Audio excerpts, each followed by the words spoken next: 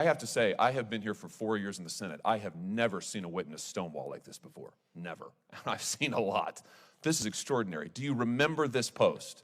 December 3rd, 2021. My social media is in my personal capacity, Senator. I mean, this is unbelievable. And you want to be the archivist of the United States. You lied to us under oath. You lied to us in your QFRs. You just lied to me a second ago under oath, and now you're sitting here stonewalling, not answering questions about public posts that you've made. Are you a lawyer, Ms. Shogan? No, Senator. Are you familiar with the Shurtleff case at the United States Supreme Court?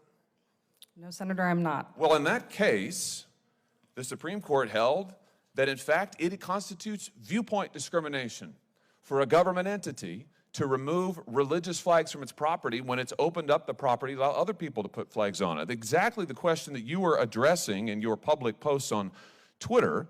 You're giving legal advice, which you're not qualified to give, directly contrary to the United States Supreme Court. I just wonder, does this have to do with your view that you wrote about that the religious right is connected to the rise of anti-intellectualism in American politics?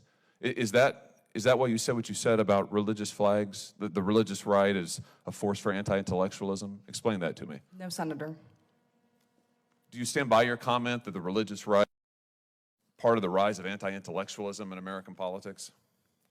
Senator, that article was written. It was about how Republican presidents use common sense terminology to effectively communicate with Americans. Yeah, in which you said that the religious right, the rise of the religious right is part of the rise of anti-intellectualism in American politics. I just point out that's the article in which you say anti-intellectual, the title is Anti-Intellectualism in the Modern Presidency, Republican Populism. Very nonpartisan.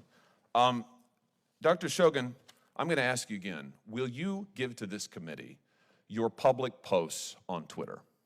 Will you make them available to this committee? My social media is in my personal capacity. Mr. Chairman, I have to tell you, this is the most extraordinary thing I have seen in my brief time in the Senate. I have never seen a witness blatantly lie under oath like Dr. Shogan has just done to this committee, stonewalled this committee, and just repeatedly refused to answer my questions about her own posts that are in public.